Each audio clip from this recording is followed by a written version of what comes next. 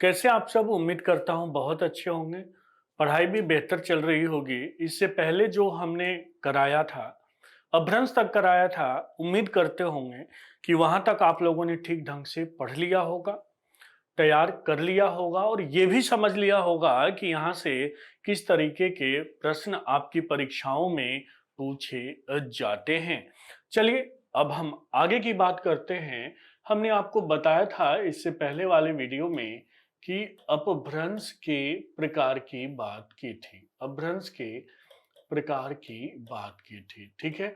और मुख्यतः हमने 7 प्रकार बताए थे और ये भी बताया था कि यहीं से आपकी परीक्षा में यहीं से आपकी परीक्षा में प्रश्न पूछे जाते हैं। अब चलिए, अब हम आगे की बात करते हैं।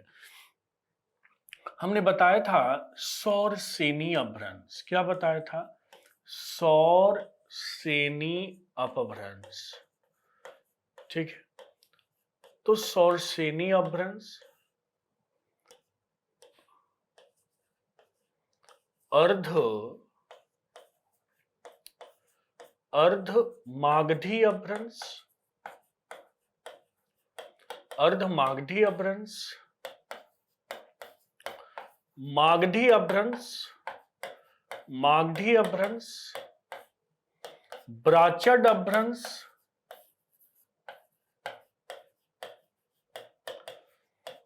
खस अपभ्रंश, खस अपभ्रंश,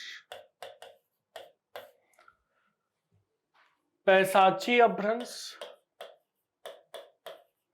पैसाची अपभ्रंश, महाराष्ट्रीय अपभ्रंश। याद कीजिए,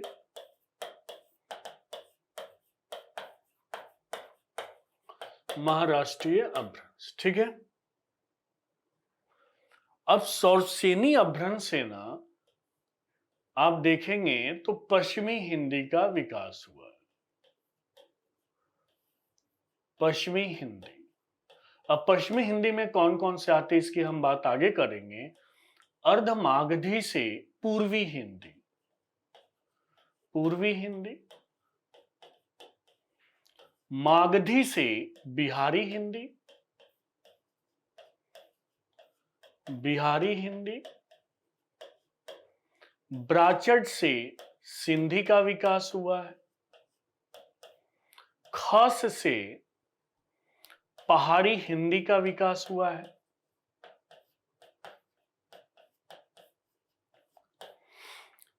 पैसाची अपभ्रंश से पंजाबी का विकास हुआ है। पंजाबी को हम लहंदा नाम से भी जानते हैं।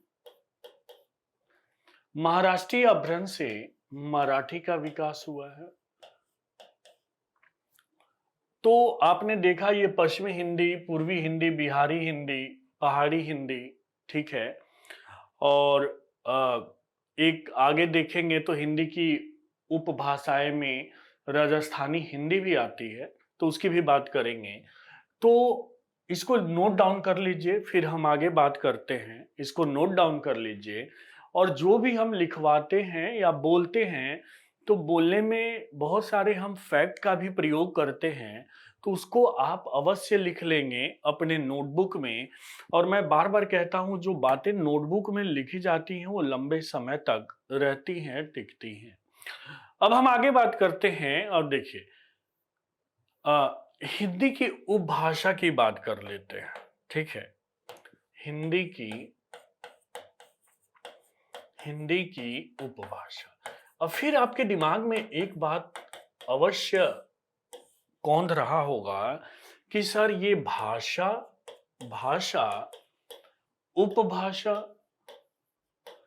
भाषा, उपभाषा और बोली में क्या अंतर है? तो ध्यान दीजिए, भाषा का क्षेत्र हमेशा बड़े लेवल पे होगा, उपभाषा का क्षेत्र उससे छोटा, बोली का क्षेत्र उससे छोटा।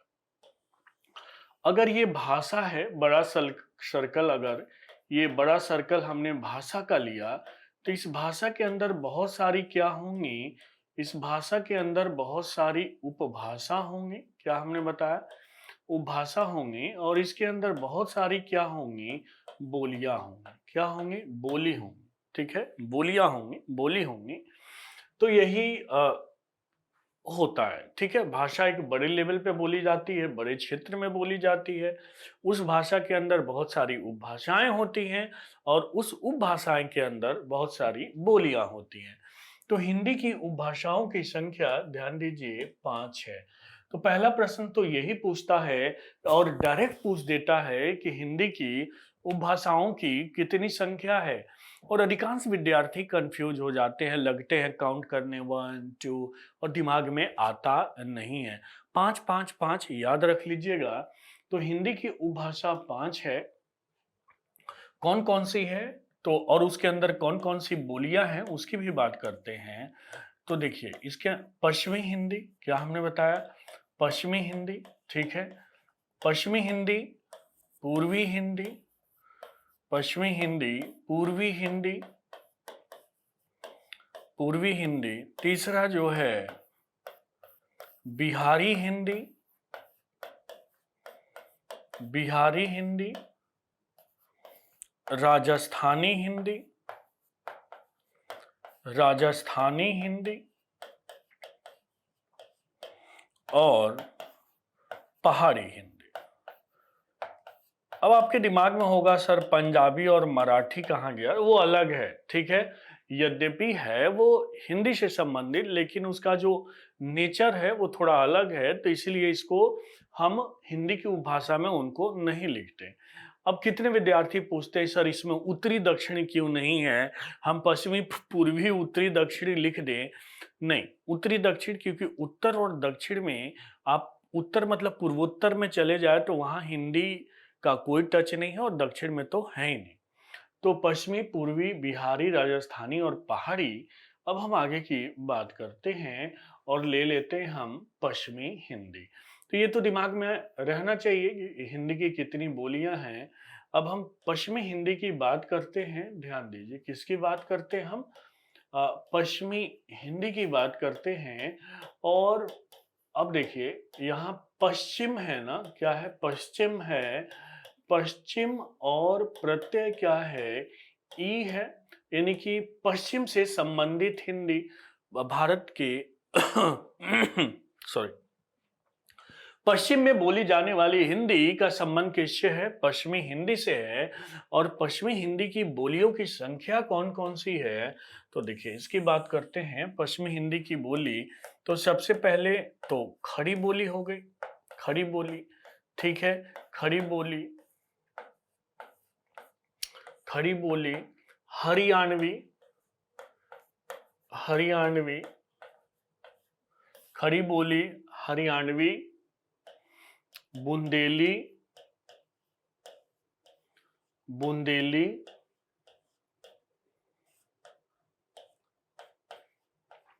कन्नौजी और ब्रज, ब्रज। अब कितने विद्यार्थियों का ये क्वेश्चन होता है सर हम ब्रज भाषा क्यों कहते हैं, बिल्कुल गलत कहते हैं। ब्रज भाषा मत बोलिए, केवल ब्रज कहिए। ब्रज बोली है, भाषा नहीं है। क्या बताया हमने, ब्रज बोली है, भाषा नहीं है, इसका हमें ध्यान रखना होगा। तो पश्चिमी हिंदी आप देख रहे हैं पश्चिम में बोली जाने वाली, और ये पश्चिमी हिंदी की कितनी बोलियां हो गई, तो 5 बोलियां हो गई पश्चिमी हिंदी की, ठीक है। इसमें खड़ी बोली है, तो खड़ी बोली आप देखेंगे कि मेरठ में, उत्तर प्रदेश के मेरठ में, ठीक है, नोएडा में, नोएडा में हो गया, ठीक है। आप देखेंगे बुलंदशहर में। तो जो पश्चिमी उत्तर प्रदेश है वहाँ खड़ी बोली खूब बोली और समझी जाती है। और जो वर्तमान में मैं बोल रहा हूँ, आप बोल रहे हैं, ये इसी से निकली है, खड़ी बोली से। तो आपसे प्रश्न पूछा जाता है कि खड़ी बोली जो वर्तमान में हिंदी है उसका विकास किससे हुआ है, तो खड़ी बोली से हुआ है, ठीक है। हरियाणवी जो है ये हरियाणा में बोली जाती है, हरियाणा के जो 22 जिले हैं वहाँ बोली जाती है, ठीक है। और हरियाणवी को हम अगर शुद्ध हरियाणवी जो देख लें तो बांगरू है और कहीं-कहीं गुर्जरी भी बोलते हैं इसको, ठीक है? इन सबको हम हरियाणवी कहते हैं।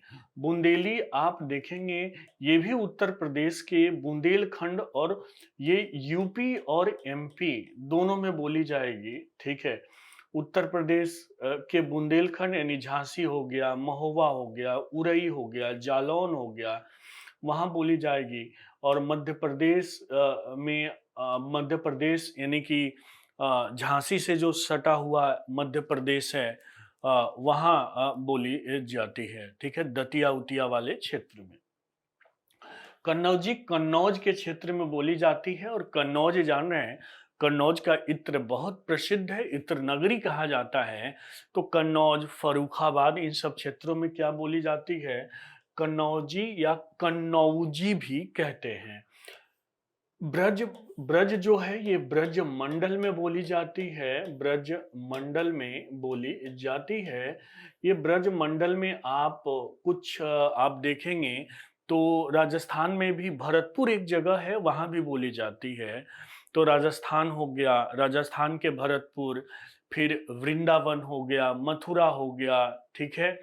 हाथरस हो गया, आगरा का क्षेत्र हो गया, तो वहाँ क्या बोली जाएगी? ब्रज बोली जाएगी और ब्रज तो भाई कृष्ण की महिमा अपरंपार है ब्रज में और कृष्ण की लीला का वर्णन जितना अच्छा ब्रज भाषा में हुआ है, उतना अच्छा शायद ही किसी भाषा में कृष्ण से संबंधित काव्य लिखे गए और समझे गए। तो अब हम ये समझ में आ गया होगा, अब हम आगे की बात करते हैं। पश्चिमी हिंदी के बाद जो हम बात कर लेते हैं, ध्यान दीजिए, पश्चिमी हिंदी के बाद जो हम बात करते हैं, पूर्वी हिंदी की करते हैं। किसकी करते हैं? पूर्वी हिंदी की करते हैं और पूर्वी हिंदी देखिए, पूर्वी हिंदी क्या है? तो पूर्व में, पूर्व में बोली जाने वाली, पूर्व में बोली जाने वाली हिंदी यानी जो पश्चिमी उत्तर प्रदेश है उससे थोड़ा सा और उधर चले जाइए तो इसमें देखिए पूर्वी हिंदी में क्या आता है? अवधी, अवधी, बघेली, बघेली और छत्तीसगढ़ी। अवधी, बघेली और क्या आते हैं? छत्तीसगढ़ी आते हैं। एक बात का और ध्यान रखिए, ये जो अवधि है ना, अब कितने बच्चे इसको अवधि ऐसे लिख देते हैं तो ये गलत है। इस अवधि का अर्थ होता है समय और इस अवधि का अर्थ होता है, इस अवधि का क्या अर्थ होता है? बोली। मतलब अवध से संबंधित बोली क्या कहलाती है? अवधि कहलाती है, ठीक है? तो अवधि कहाँ बोली जाएगी? लखनऊ, बाराबंकी, ठीक है? लखनऊ, बाराबंकी इत्यादि क्षेत्रों में बोली जाती है। बघेली जो है ये बघेलखंड में बोली जाती है, ठीक है? यानी कि छत्तीसगढ़ और मध्य प्रदेश वाले क्षेत्रों में और छत्तीसगढ़ी जो मुख्य रूप से छत्तीसगढ़ में बोली जाती है, रायपुर रायपुर इत्यादि क्षेत्रों में बोली जाती है, ठीक है? तो पूर्वी हिंदी में जो यूपीएसआई के लिए इम्पोर्टेंट है वो क्या है? अवधि है, ध्यान रखिए। या कभी-कभी ऐसे भी पूछ देता है कि कौन सी बोली उत्तर प्रदेश की बोली नहीं है, मान लीजिए उसमें अवधि दे दे, ब्रज दे दे और बुंदेली दे दे और हरियाणवी दे दे, तो आप क्या टिक करेंगे? हरियाणवी टिक करेंगे। अब पूर्वी हिंदी के बाद पश्चिमी हिंदी, पूर्वी हिंदी, अब हम आ जाते हैं बिहारी हिंदी की बात करते हैं। किसकी बात करते हैं हम? बिहारी हिंदी की बात करते हैं। ध्यान दीजिए किसकी बात करते हैं? बिहारी हिंदी की बात करते हैं। और बिहारी हिंदी यानी कि आप देख रहे हैं बिहार, बिहार प्लस ई यानी कि बिहार से संबंधित हिंदी। तो अब सिंपल आपके दिमाग में ये बात तो अवश्य आ गई होगी कि बिहार में बोली जाने वाली हिंदी बिहारी हिंदी और बिहारी हिंदी में कौन-कौन से? तो देखिए भोजपुरी, भोजपुरी, भोजपुरी, मगही, मगही और मैथिली। भोजपुरी, मगही और मैथिली। भोजपुरी जो है ये यूपी और बिहार दोनों जगहों पे बोली जाती है और साथ साथ विदेशों में भी बोली जाती है। आप विदेश में मॉरिशस, सूरीनाम, त्रिनिदाद टोबैगो, इन सब जगहों पे खूब बोली और समझी जाती है। उसके पीछे कारण यह रहा कि यहाँ के लोगों को अंग्रेज वहाँ मजदूर बना के ले गए बिहार और पूर्वांचल के लोगों को गन्ने की खेती के लिए, और वहीं बस गए और आज उनके बच्चे बच्चे, ठीक है, तो वो सब भोजपुरी खूब बोलते हैं। तो यूपी बिहार में बोली जाती है। यूपी में आप गोरखपुर ले लीजिए, बलिया ले लीजिए, बनारस के कुछ क्षेत्र ले लीजिए, ठीक है। मगही जो है ये बिहार के पटना के आसपास के क्षेत्रों में बोली जाती है। पटना के आसपास के क्षेत्रों में बोली जाती है। जो मैथिली है ये आप देखेंगे कि दरभंगा दरभंगा मधुबनी मधुबनी इत्यादि क्षेत्रों में बोली जाती है। तो ये देख लिया आपने बिहारी हिंदी को और समझा। अब जो हम बात करने वाले हैं, ध्यान रखिए, बिहारी हिंदी हो गया, और एक बात और थोड़ा सा समझ लेते हैं। ये जो बिहारी हिंदी है ना, इसका जो विकास हुआ है ये किससे हुआ है? तो मागधी अपभ्रंश से हुआ है। किससे हुआ है? मागधी अपभ्रंश से हुआ है। पश्चिमी हिंदी का विकास किससे हुआ है? शौरसेनी अपभ्रंश से हुआ है, ठीक है। उसके बाद पूर्वी हिंदी का विकास किससे हुआ है? अर्ध मागधी से, यानी मागधी के बीच की कड़ी है ये, ठीक है। तो अर्ध मागधी से हुआ है। बिहारी हिंदी का मागधी अपभ्रंश से हुआ है।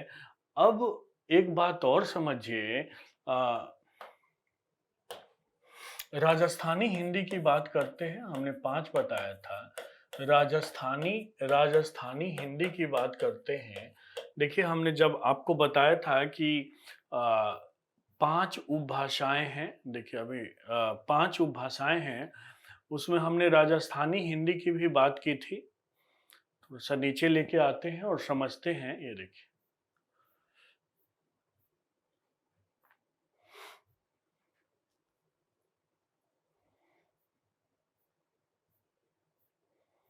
थोड़ा सा समझते हैं, ठीक है, फिर ऊपर चले जाएंगे, ठीक है। ये देखिए, राजस्थानी हिंदी बताया था हमने, ठीक है। 5 उपभाषाओं में राजस्थानी हिंदी भी है, तो इसको तो दिमाग में रखेंगे। और जो प्रश्न बनते हैं ना, यहीं से बनते हैं और खूब बनते हैं प्रश्न, तो इसका आप ध्यान रखेंगे, ठीक है।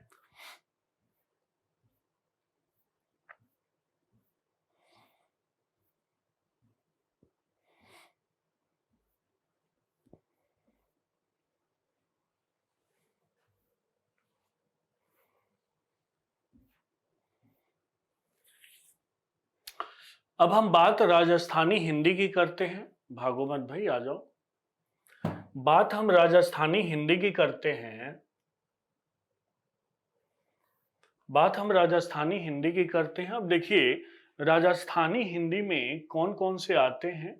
तो अब हम राजस्थानी हिंदी की जो बात कर रहे हैं ना, तो आप राजस्थानी हिंदी में देखेंगे तो जयपुरी, जयपुरी बिल्कुल लिख लेंगे, जयपुरी, मारवाड़ी, मारवाड़ी, ठीक है, मेवाती, मेवाती और मालवी। और क्या है? मालवी है, ध्यान दीजिए। जयपुरी जयपुर के आसपास के क्षेत्रों में बोली जाती है। मारवाड़ी जो है ये जोधपुर के आसपास के क्षेत्रों में बोली जाती है।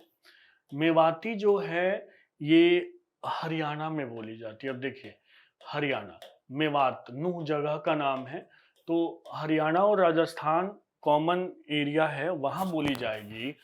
और मालवी जो है ना, ये दक्षिण जो राजस्थान है, दक्षिणी राजस्थान है, दक्षिणी राजस्थान है, वहां बोली जाती है। क्या हमने बताया? दक्षिणी राजस्थान में बोली जाती है मालवी, ठीक है। और मेवाती हरियाणा में बोली जाएगी। मारवाड़ी जोधपुर में, और जयपुरी में, जयपुरी जयपुर के आसपास के क्षेत्रों में। तो राजस्थानी हिंदी का भी जो विकास हुआ है ना, वो किससे हुआ है? सौरसेनी, क्या शौरसेनी अपभ्रंश से हुआ है। अब आपके दिमाग में होगा कि सर शौरसेनी अपभ्रंश से कितनी बोलियों का विकास हुआ है। तो शौरसेनी अपभ्रंश से 5 पश्चिमी हिंदी का, ध्यान दीजिए, शौरसेनी अपभ्रंश से पश्चिमी हिंदी की 5 बोलियों का विकास हुआ है और पूर्वी हिंदी की 4 बोलियों का विकास हुआ है। यानी टोटल 9 जो बोली है, इनका विकास जो हुआ है वो किससे हुआ है? शौरसेनी अपभ्रंश से हुआ है। तो ये भी कहा जाता है कि हिंदी की बोलियों के विकास में सबसे अधिक यदि भूमिका किसी की है, क्या हमने बताया? हिंदी की बोलियों के विकास में सबसे अधिक किसी की भूमिका है ना, तो शौरसेनी अपभ्रंश की भूमिका है। ठीक है, उसके बाद हम आ जाते हैं खस अपभ्रंश पे आ जाते हैं। किसकी बात करते हैं हम? खस अपभ्रंश की बात करते हैं। अब जैसे नाम से ही लग रहा है खस, मतलब घास फूस टाइप का आवाज आ रही है, तो खस अपभ्रंश से पहाड़ी हिंदी का विकास हुआ है। अब ये पहाड़ी हिंदी नाम क्यों पड़ा? तो ऐसी हिंदी जो पहाड़ों पे बोली जाती है, समझी जाती है, उसे हम क्या कहते हैं? पहाड़ी हिंदी कहते हैं। यानी पहाड़ पे बोली जाने वाली हिंदी। अब कौन कौन सी हैं? तो खस अपभ्रंश से किसका विकास हुआ? पहाड़ी हिंदी का। ठीक है, और पश्चिमी हिंदी का शौरसेनी अपभ्रंश, बिहारी हिंदी का मागधी अपभ्रंश, ठीक है, पूर्वी हिंदी का अर्ध मागधी अपभ्रंश, ठीक है, राजस्थानी हिंदी का शौरसेनी अपभ्रंश, पहाड़ी हिंदी का खस अपभ्रंश। इससे गढ़वाली का विकास हुआ है, कुमाऊनी का विकास हुआ है, और किसका हुआ है? नेपाली का विकास हुआ है। अब यहाँ एक मतलब कहा जाए कि यक्ष प्रश्न है कि सर नेपाली तो नेपाल में बोली जाती है, फिर हम इसे हिंदी में क्यों काउंट कर रहे हैं भाई? तो बिल्कुल, जो नेपाली की लिपि है वो देवनागरी है। ठीक है, और हमारे यहाँ भी नेपाली बोली जाती है। बताइए कहाँ बोली जाती है? तो सिक्किम में चले जाइए ना, तो वहाँ नेपाली बोली जाएगी। क्या सिक्किम? और वहाँ जैसे हमार बोलते हैं ना, हमार, भोजपुरी में हमार मतलब हमारा, अपना, हिंदी में हमारा, और हमार बोल देते हैं भोजपुरी में। देखिए सब जुड़े हुए हैं, मैं बार बार बता रहा हूं। और अगर सिक्किम में बात करते हैं तो वहां हमरो, सिक्किम में नेपाली में हमरो, ऐसे हमरो, क्या ये मिलता जुलता नहीं है हिंदी से? बिल्कुल है। तो नेपाली भी हिंदी के अंतर्गत है। ठीक है, और खस अपभ्रंश पहाड़ी हिंदी, गढ़वाली, कुमाऊनी, ठीक है, कुमायूं क्षेत्र में, गढ़वाल क्षेत्र में, और नेपाली नेपाल मतलब हमारे यहाँ सिक्किम, हिमाचल प्रदेश में बोली जाती है। ठीक है, अब दूसरा प्रश्न ये पूछता है आपसे कि हिंदी की बोलियों की कितनी संख्या है? हिंदी की बोलियों की, ध्यान दीजिए, हिंदी की बोलियों की हिंदी की बोलियों की कितनी संख्या है? ए ऑप्शन दे दे 22, बी ऑप्शन दे दे 18, सी ऑप्शन दे दे 15, और डी ऑप्शन दे दे इनमें से कोई नहीं। इनमें से कोई नहीं। तो अधिकांश विद्यार्थी क्या करते हैं ना, हिंदी की बोलियों की संख्या 22 टिक कर देते हैं, जबकि क्या है? 18 है, 17 भी नहीं है, ध्यान रखिए।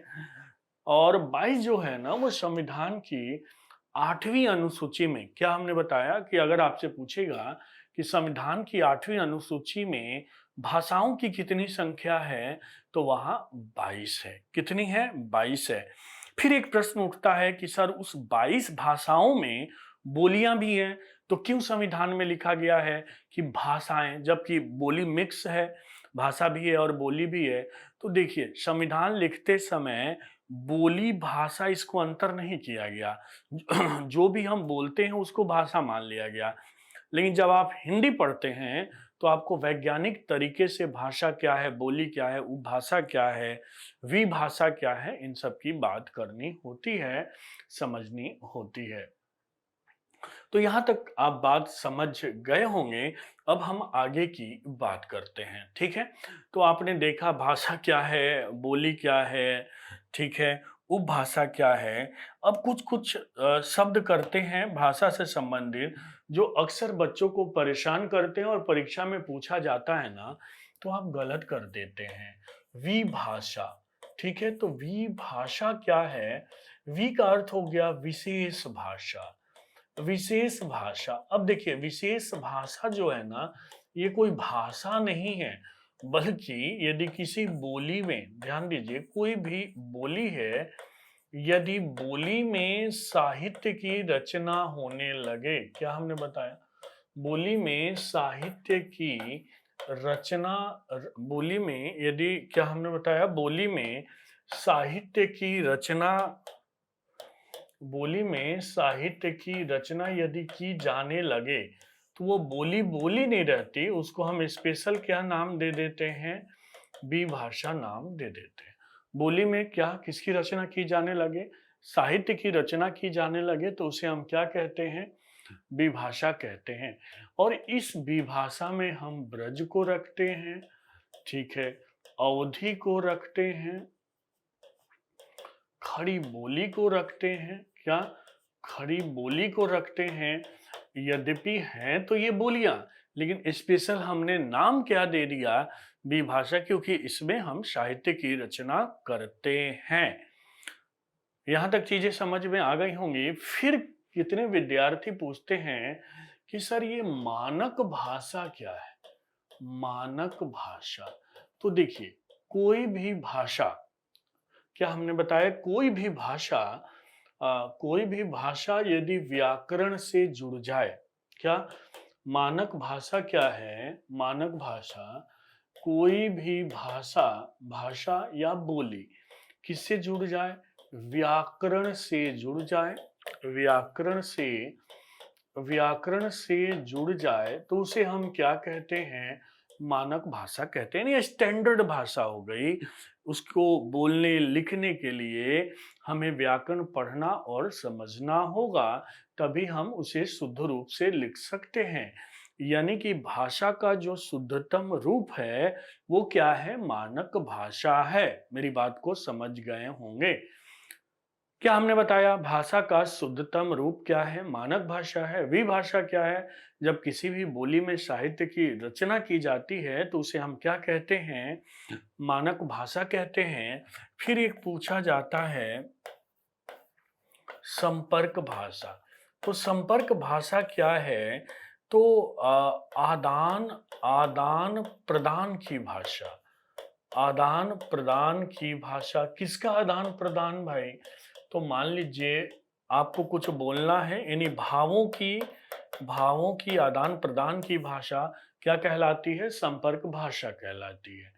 तो जैसे मान लीजिए किसी भी देश में एक ऐसी भाषा होगी जो हर जगह थोड़ा बहुत बोली जाएगी और थोड़ा बहुत समझी जाएगी। तो जैसे हिंदी है, अगर आपको हिंदी आती है तो हर जगह देश में लगभग लगभग काम चल जाएगा। तो इसको हम क्या कहेंगे? संपर्क भाषा कहेंगे। अंग्रेजी आती है तो विश्व में हर जगह थोड़ा बहुत आपका काम चल जाएगा, तो क्या कहते हैं? संपर्क भाषा कहते हैं।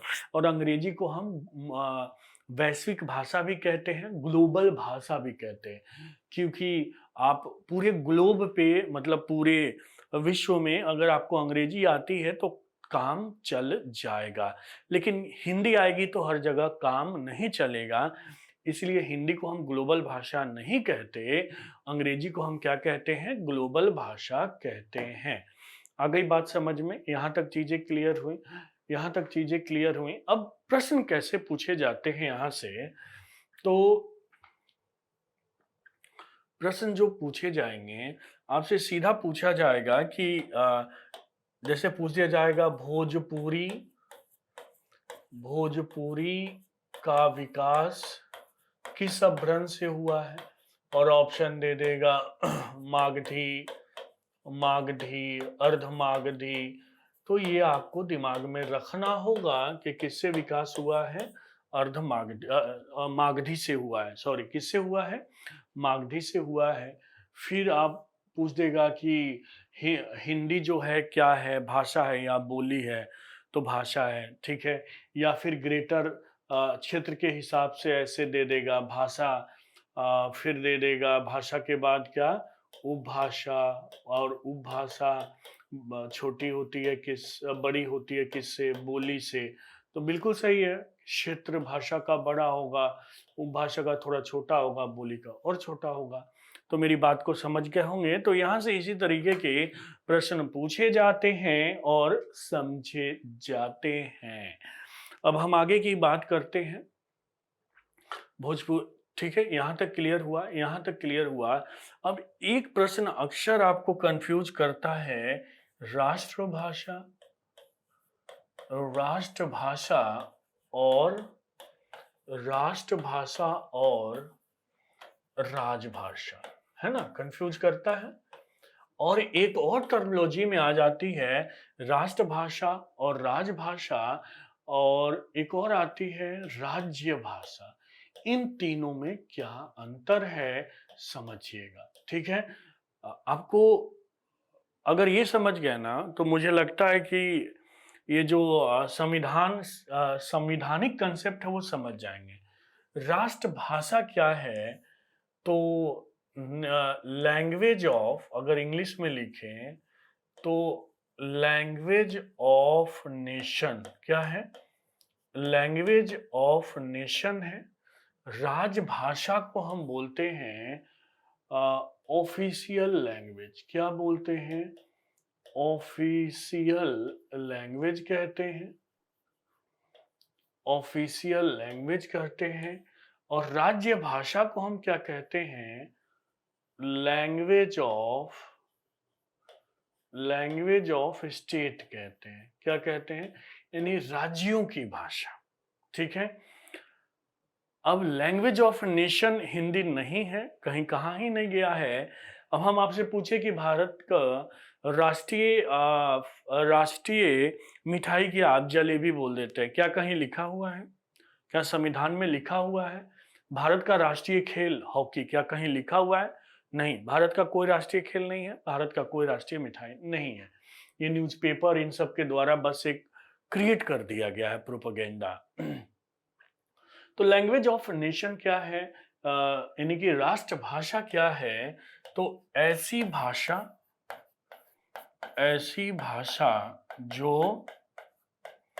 ऐसी भाषा जो संपूर्ण देश में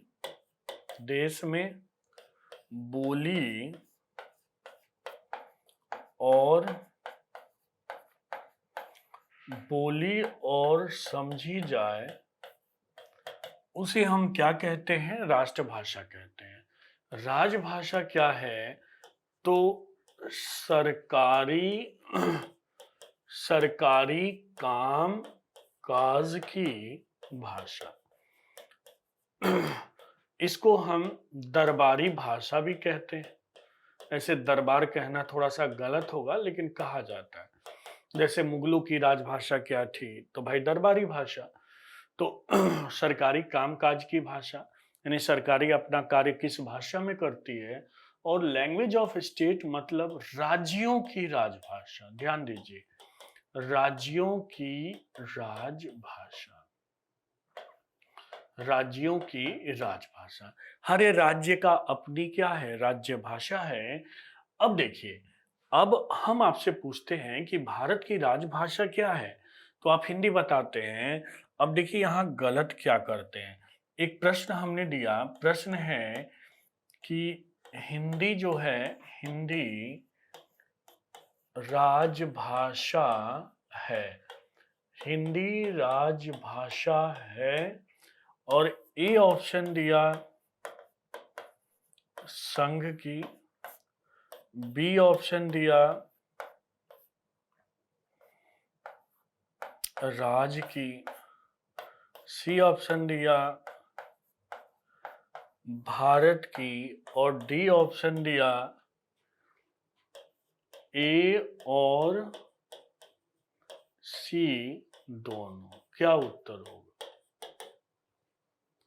हिंदी राजभाषा। अब आप सोचते हैं यार संघ भारत नहीं, संविधान में संघ का जिक्र है, और तो संघ ही टिक करना होगा, भारत टिक, हाँ, भारत टिक नहीं करना होगा। तो ध्यान दीजिए, लिखा गया है कि संघ की राजभाषा, संघ की राजभाषा हिंदी, हिंदी और लिपि। इस आर्टिकल में लिखा है, आगे बात करेंगे। संघ की राजभाषा हिंदी और लिपि क्या होगी? लिपि क्या होगी? देवनागरी होगी। और अंकों का जो मानक होगा, जो वर्ड अंक होंगे, न्यूमेरिक होंगे, अंकों का जो मानक होगा वो अंतरराष्ट्रीय मानक होगा, मान्य 1 2 3। ठीक है, ये पुराने जमाने वाला जो 1 है, 2 है, 3 है, ये कुछ दिनों तक मान्य नहीं होगा, यही लिखा गया है। ठीक है, तो इसको नोट डाउन कर लेंगे। मेरी बात समझ गए? देखिए, मेरा पढ़ाने का यही उद्देश्य है कि आप एक एक बात को अच्छी तरीके से समझ पाए। क्या बताया हमने? आप एक एक बात को अच्छी तरीके से समझ पाए, यही हमारा उद्देश्य है। पूरा कंसेप्ट पे ध्यान दें, क्योंकि परीक्षा में किसी भी तरीके का प्रश्न पूछ देना तो आप आराम से कर पाए। अगर बीच में लगेगा कि नहीं हमें ये बताना चाहिए भाई, बीच में कुछ वर्तनी, तो वो भी मैं बताते हुए चल रहा हूँ। हमें पता है कि आप लोगों को कहाँ प्रॉब्लम होती है, ठीक है, इससे तो अनजान है नहीं हम। ठीक है, तो चलिए अब हम आगे की बात करते हैं, आगे की बात करते हैं। ठीक है, और समझते हैं क्या क्या हमने पढ़ाया। और सबसे पहले हमने भाषा को समझा, भाषा को समझा। ठीक है, भाषा क्या है, फिर भाषा के विकास को समझा। ठीक है, पिछली वीडियो में और इस वीडियो में भाषा को समझा, भाषा के विकास को समझा। ठीक है, फिर जो अपभ्रंश के प्रकार हैं, ठीक है, कौन कौन से हैं, उन सबको समझा। ठीक है, फिर हिंदी हिंदी शब्दावली को समझा। ठीक है, मतलब मानक भाषा किसे कहते हैं, ठीक है, इन सब को समझा। फिर क्या समझा? राष्ट्र भाषा को समझा, क्या है राष्ट्रभाषा। फिर क्या? राजभाषा को समझा, क्या है राजभाषा। ठीक है, और तो इन दो लेक्चर में हमने ये समझा। फिर उपभाषा को भी समझा था हमने। ठीक है, हिंदी की कितनी उपभाषाएं होती हैं। फिर बोली को भी समझा था। तो अगर आप इतना तैयार कर लेते हैं ना, तो यहाँ से 2 प्रश्न आसानी से मिल जाते हैं। लेकिन तैयारी अच्छे से होनी चाहिए, ऊपर ऊपर की तैयारी नहीं होनी चाहिए। जितना हमने पढ़ाया आपको करना क्या है, इसका आपको अच्छे से नोट्स बना लेना है। क्या? अच्छे से नोट्स बना लेना है। ठीक है, और जैसे हम लिखवा रहे हैं सिनोप्सिस वाइज, वैसे लिख लीजिए। यकीन मानिए आप बहुत बेहतर प्रदर्शन करेंगे परीक्षा में। ठीक है, अब कुछ हम प्रश्न को करा देते हैं। 5 प्रश्न लिखते हैं और देखिए क्या आप उसे कर पाते हैं। तो हम पहला प्रश्न लिखते हैं, पहला प्रश्न लिखते हैं कि हिंदी की हिंदी की उत्पत्ति किससे हिंदी की उत्पत्ति किससे हुई है? ए ऑप्शन वैदिक संस्कृत, बी ऑप्शन लौकिक संस्कृत, सी ऑप्शन पाली, और डी ऑप्शन है इनमें से कोई नहीं। क्या उत्तर होगा? बताइए क्या उत्तर होगा? बिल्कुल सही है, वैदिक संस्कृत होगा। अब देखिए, अगर उत्पत्ति पूछे, जननी पूछे, ठीक है, माता पूछे, तो ये सब होगा। लेकिन अगर पूछे कि हिंदी की, ध्यान दीजिए, हिंदी की पूर्व अवस्था या पूर्वावस्था है, मतलब हिंदी की पूर्वावस्था कौन सी है? और ए ऑप्शन दे दे संस्कृत, बी ऑप्शन दे दे पाली, सी ऑप्शन दे दे प्राकृत और डी ऑप्शन दे दे अपभ्रंश। तो आप क्या टिक करेंगे बताइए, थोड़ा सोच के बताइए, क्या टिक करेंगे हिंदी की पूर्वावस्था? हिंदी की पूर्वावस्था क्या होगी बताइए? बिल्कुल, हिंदी की पूर्वावस्था क्या है? अपभ्रंश है। पूर्वावस्था क्या है? अपभ्रंश है। कहीं कहीं अगर हिंदी की विकास भी पूछ रहा है तो उसको भी आपका कमीशन अपभ्रंश ही मानता है, तो दोनों लिख लीजिए। अगर अपभ्रंश नहीं होगा तो फिर वैदिक ये विकास में अगर अपभ्रंश नहीं है तो वैदिक संस्कृत टिक कर दीजिएगा, ठीक है। लेकिन हमने एक बार देखा है, माना हुआ है, तो हिंदी की पूर्वावस्था क्या है? अपभ्रंश है, ठीक है, पहले की अवस्था। अब देखिए तीसरा, अगर हम देंगे कि निम्नलिखित में से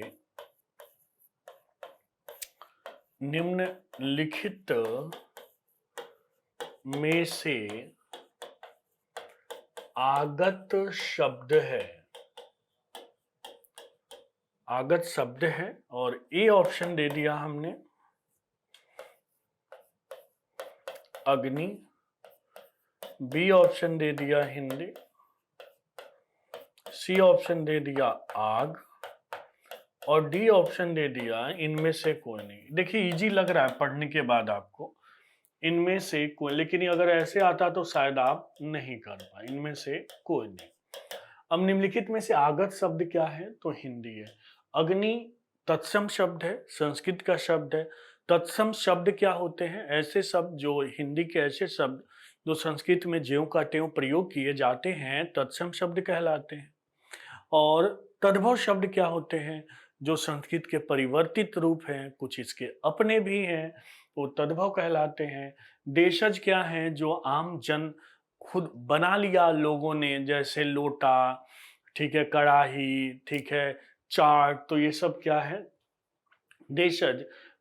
आगत हम विदेशज को कहते हैं, ध्यान, पहले विदेशज कहा जाता था, लेकिन ऐसा लगा यार विदेशज विदेशज क्या है, तो आगत सटीक नाम है, ठीक है। तो आपने देखा पहला क्वेश्चन, दूसरा क्वेश्चन, तीसरा क्वेश्चन, हमने 5 बोला था।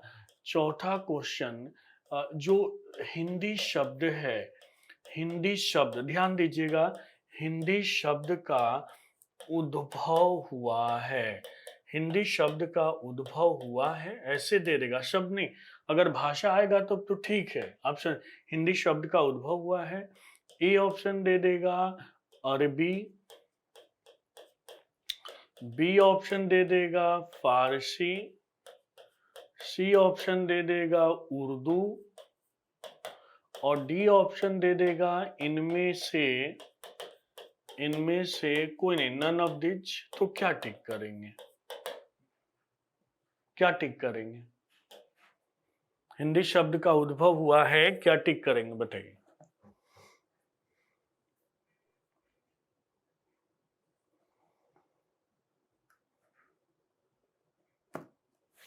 तो हिंदी शब्द का जो उद्भव हुआ है, वो हिंदी शब्द का उद्भव कौन सा शब्द है?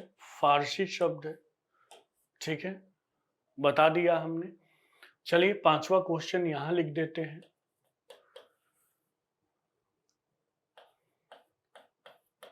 हिंदी का विकास, हिंदी का विकास कब से माना जाता है? हिंदी का विकास कब से माना जाता है? ए ऑप्शन है 500 ईस्वी के आसपास,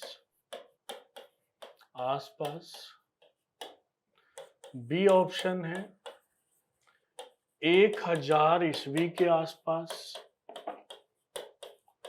सी ऑप्शन है 1500 ईस्वी के आसपास। क्या उत्तर होगा? मान लीजिए 3 ही ऑप्शन लिख दिया आपने, तो 1000 ईस्वी, क्योंकि 1000 ईस्वी के आसपास आप देखेंगे कि अपभ्रंश का डेवलपमेंट शुरू हो अपभ्रंश के बाद, यानी कि 500 ईस्वी से 1000 ईस्वी तक अपभ्रंश रहता है, और 1000 के बाद अपभ्रंश, 1000 के बाद अपभ्रंश के बाद अर्थात हिंदी का डेवलपमेंट शुरू हो जाता है। मेरी बात समझ गए आप लोग? मेरी बात समझ गए? तो आपने देखा कि हमने पहले सेगमेंट में भाषा से संबंधित आयाम को पढ़ा। पहले वीडियो में भाषा क्या है। दूसरे वीडियो में हमने देखा कि कितनी उपभाषाएं हैं, ठीक है, हिंदी की कितनी बोलियां हैं। अब जो आगामी वीडियो है इसमें हम हिंदी और भारतीय संविधान, 8वीं अनुसूची, इन सब की बात करेंगे, ठीक है। तो उम्मीद करता हूं ये दो वीडियो देखने के बाद आप जो तीसरी वीडियो है उसको भी पूरे जोशो खरोश के साथ देखेंगे और नोट्स अवश्य बनाते चलेंगे। ये हमारा आपसे विनम्र निवेदन है, विनम्र आग्रह है। अब मिलते हैं अगले वीडियो में, ठीक है, इसी टॉपिक के एक्सटेंशन के साथ, यानी इसी टॉपिक के अन्य, इसी अध्याय के अन्य टॉपिक के साथ। धन्यवाद।